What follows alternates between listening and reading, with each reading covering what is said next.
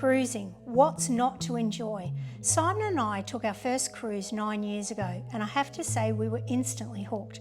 There's a reason that 17 cruises later, we keep opting for the comfort of travel on a cruise ship. Transportation from one place to the next, easy and relaxed, unpacking that dreaded suitcase just the once, and the abundance of food at your fingertips. Although we absolutely love cruising, there's one part of cruising that we don't quite enjoy, and that's the ship's shore excursions. Don't get me wrong, when we're in port, we absolutely love to see as much as we can see, enjoy the culture, try out the food. Ship shore excursions remind me a little bit of cattle farming. There's always the herder, aka the tour guide. There's the cattle, the passengers.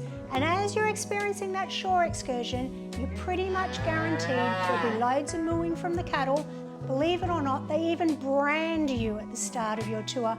And don't forget those stray cattle, those passengers that don't listen to the instructions of the cattle herder and disappear, holding up the rest of the cattle from being able to get on with their tour.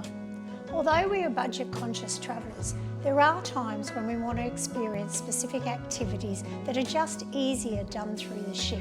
There's also times when we question the safety of venturing out on our own and choose a shore excursion instead. Most of the ports we've visited, we've done on our own, and we're going to create a series of videos to share what we did in each port, the experiences we had by ourselves, and how we got around. If you're interested in any of these port visits, subscribe to our channel so that you get the notification when these come out. Now, on to our port for today.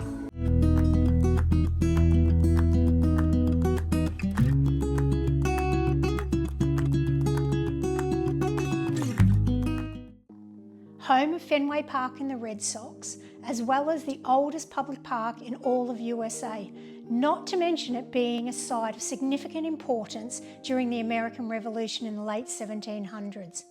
Boston is the perfect place to explore on your own if you're in for a port stop. It's easy to get around, there's an abundance of free things to see and do, and I'm going to tell you exactly what we did during our 9-hour port stop in September 2023. There is a hop-on, hop-off trolley that's available in Boston, and we had considered getting this. The ship was selling tickets for $80 US per person, and I believe you could buy them from the actual website for $60. We chose not to do this, and when we got off the ship, we were actually really glad that we had made this decision. The line-up to get onto the trolleys was massive just outside of the port, and passengers later shared with us that it had taken them a couple of hours to be able to board their first trolley to get into Boston. Instead, we walked down to the Hampton Inn motel, which was approximately, it was less than a 5-minute walk, and we actually got an Uber from there.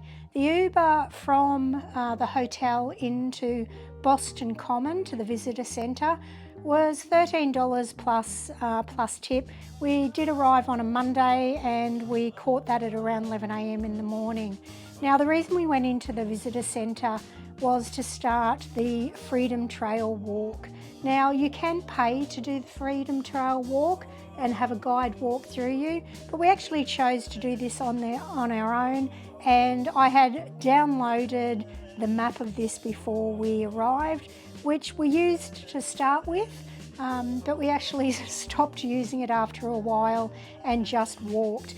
Now, it's a great walk because all of the way there's actually a red line on the ground, so it's nearly impossible to get lost while you're doing this. So as I said, it started at the visitor centre, which was in the middle of Boston Common. Boston Common being the oldest public park in all of America. And the walk through here was lovely. There's lots of historic buildings to see as you're leaving Boston Common. We even spotted a Where's Wally as we walked through. A little bit of info about Boston Common.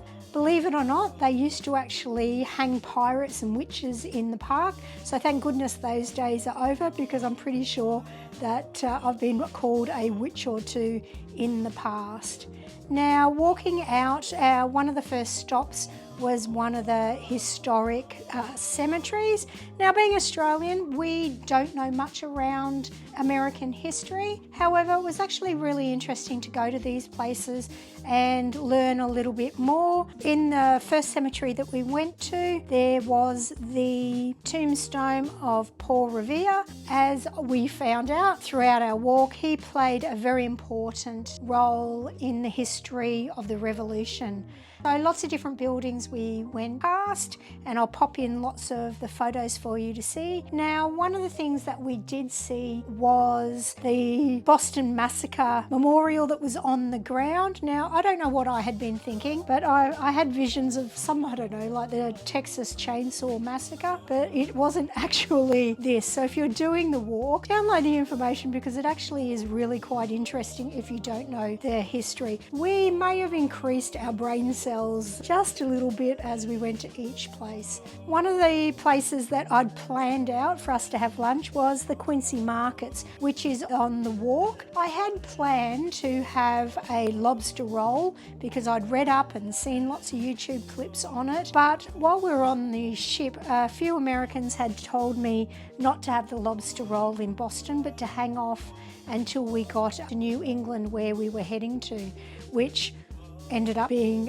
not the best idea because it was the most disappointing lobster roll ever, but that's a whole different story. After the Quincy Markets, we kept walking on our trail and we headed up towards an area that's Little Italy, and I loved this area. It was so picturesque. There were lots of beautiful buildings, but one of the things that I was really looking forward to doing in this area was doing the cannoli challenge. Apparently, Modern Pastry and Mike's Pastry, there's a little bit of rivalry around who has the best cannoli. So we picked up one from each place and we found ourselves somewhere to sit, which just happened to be outside Paul Revere's house. My verdict was Modern's was better. So after we enjoyed our cannoli, we then paid to go into Paul Revere's house.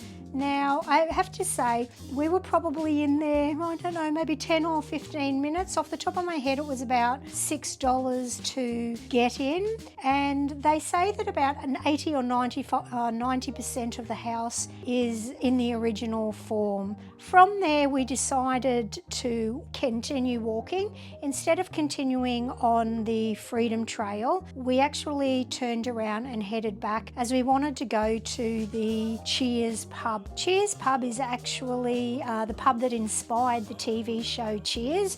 If you're a little bit older, you'll probably know what I'm talking about.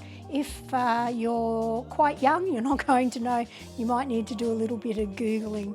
So we headed there with all intentions of grabbing ourselves a drink, but unfortunately there were loads of people waiting outside, so we decided to continue on our walk.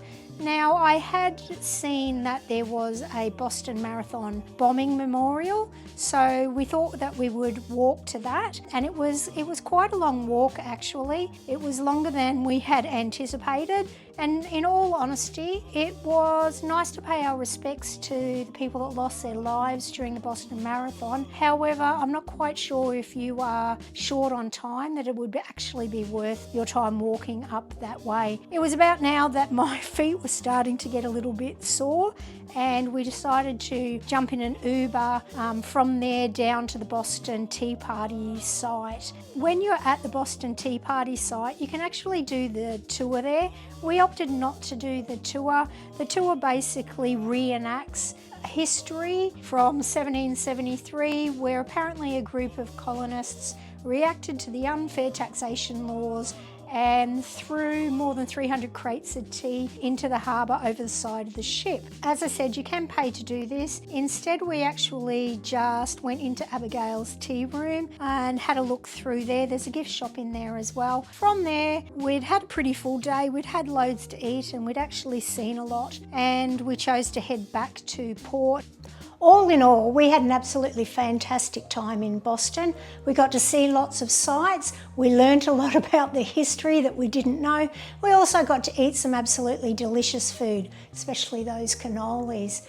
Now, all up, we spent around $75 for the two of us, and this included all of our transportation costs, the food that we ate, as well as that entrance fee to Paul Revere's house. Now, most of the things that we did see were free on that Freedom Trail, so that helped us be budget wise. Now, we could have fit in a lot more into the day, but we did have sore feet, so we headed back to ship a bit earlier than we actually needed to. Now, if you've enjoyed our video today and you want to hear more of our recommendations for other ports, check out our other videos or subscribe to our channel so that you're notified when we put those videos out. Thanks for watching. We appreciate your support.